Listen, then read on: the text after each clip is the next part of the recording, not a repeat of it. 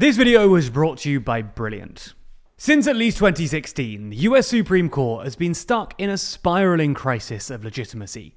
Controversial appointments, rulings, and conduct have led to a court that's both generally mistrusted and increasingly seen in partisan terms. In this context, earlier this week, President Joe Biden rolled out a proposal for a series of reforms that, if enacted, would represent the most drastic change to the Supreme Court in decades. Dubbed the No One is Above the Law Amendment, Biden seeks to overrule recent Supreme Court opinions, impose term limits for justices, and mandate a new ethics code upon the highest court. So in this video, we'll explore the court's ongoing legitimacy crisis, what Biden has proposed, and why, even if they probably won't happen, their proposal alone could have an outsized impact on the election in November. Before we start, if you haven't already, please consider subscribing and ringing the bell to stay in the loop and be notified when we release new videos. So, the court's recent legitimacy crisis probably begins with the death of Supreme Court Justice Antonin Scalia in 2016. Upon Scalia's death, then Senate Majority Leader Mitch McConnell steadfastly refused to hold a hearing for Obama's nominee to the court, Merrick Garland, the current Attorney General. When Trump won in 2016, he instead nominated Neil Gorsuch to fill Scalia's seat, provoking accusations that the Republicans had effectively stolen a Supreme Court seat. Tensions then escalated with the death of liberal Justice Ruth Bader Ginsburg in the last months of the Trump administration, whom Trump replaced with the conservative Justice Amy Coney Barrett, giving conservatives a 6-3 majority. 2 years later, by a vote of 6-3, the Supreme Court overturned Roe v. Wade, throwing abortion rights back to the states, where many Republican states restricted the right to receive an abortion. Beyond abortion rights, many on the left became concerned that other rights derived from a subset of law known as substantive due process could also be struck down, including intimate sexual relations, contraception, and same-sex marriage. Attitudes towards the Supreme Court quickly polarized, with just 13% of Democrats having a positive view of the court by July 2022, compared to 74% of Republicans. This is the main reason that Democrats massively outperformed in the 2022 midterms, which were projected to be a huge win for the Republicans. Instead, the GOP's hopes of winning the Senate were dashed, and their majority of the House reduced to just a handful of members. The Roe v. Wade ruling has since been followed by a series of rulings that have irked progressives. In 2023, the court overturned decades of affirmative action precedent that allowed for race to be used as a consideration in college admissions. Then, in June of this year, a 6-3 majority overturned the 40-year Chevron doctrine, essentially limiting the power of federal agencies to impose regulations in areas of public life like food safety and environmental protection. Then, in July, the court released its opinion on the question of presidential immunity in the context of Donald Trump's actions on January 6th. The criminal case into January 6th, headed by Special Counsel Jack Smith, used evidence of multiple separate meetings between Trump, members of his Department of Justice, Vice President Mike Pence, and state election officials as evidence of a conspiracy to subvert the 2020 election results. But the Supreme Court ruled that presidents are protected from prosecution for official actions that extend to the outer perimeter of their office, essentially gutting this case. But public discontent with the court isn't limited to their rulings. Back in 2018, vocal opposition emerged against the nomination of Brett Kavanaugh after he was accused of sexual misconduct by a potential former acquaintance from high school. While public outcry about Kavanaugh has since dissipated, more recent ire has been directed at Justice Clarence Thomas over suspicions that he's being influenced by a series of expensive gifts he's received from political operatives.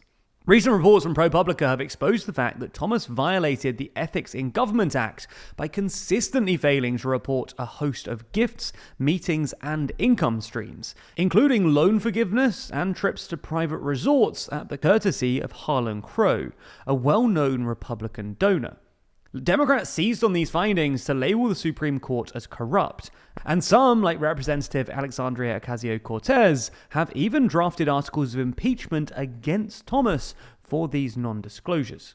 In the context of this escalating crisis of legitimacy, on Monday, President Biden proposed a 3-point reform for the court. First, Biden wants a new constitutional amendment nicknamed the No One is Above the Law Amendment. Now, this would be aimed at undoing the presidential immunity decision and establishing that presidents have no immunity for official acts that could be considered criminal. Secondly, Biden wants a constitutional amendment to add term limits for Supreme Court justices.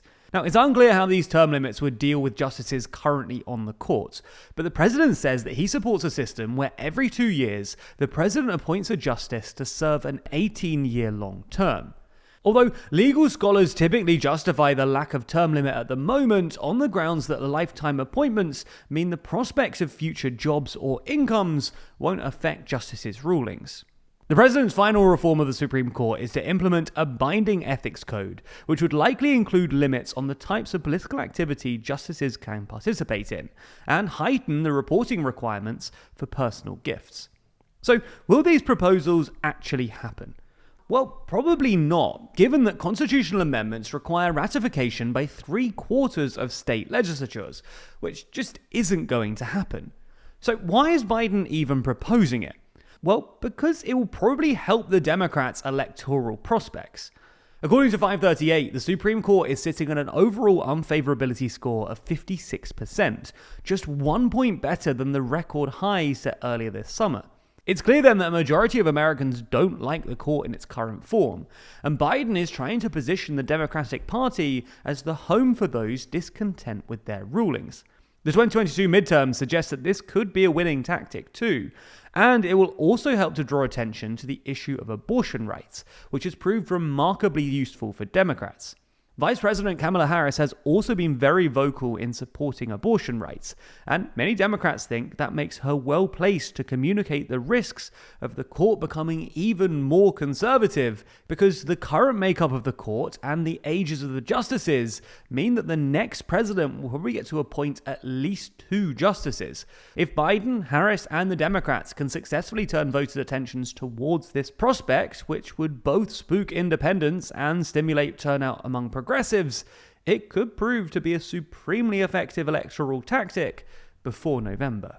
Now, be sure to keep an eye on this story as it evolves, as much like every area of our lives, it's sure to progress quickly. In fact, if you're feeling left behind by the news cycle and fast developments in things like AI and tech, then you'll want to check out Brilliant. Brilliant is where you learn by doing, with thousands of interactive lessons in maths, data analysis, programming, and AI. Learning a little every day is one of the most important things you can do, both for personal and professional growth. And Brilliant helps you build real knowledge in minutes a day, with fun lessons that you can do whenever you have time. It's the opposite of mindlessly scrolling and truly helps you learn quickly. One course I found particularly interesting was their course on large language models. We hear a lot about AI and LLMs in the news, but Brilliant helped me to actually get hands-on with real language models, as well as exploring how they build vocabulary, choose their next word, and more. They also helped me grasp the importance of training data by comparing models trained on Taylor Swift lyrics to models trained on a cookbook or big text terms and conditions. If you want to learn more and understand the world around you better, whether that's in order to get a job in AI or just to understand what everyone's talking about, then you can try everything that Brilliant has to offer for free for a full 30 days by visiting brilliant.org/TLDR or by clicking the link in the description. Plus, by doing so, you'll also get 20% off an annual premium subscription. Thanks for watching, and thanks to Brilliant for sponsoring this video.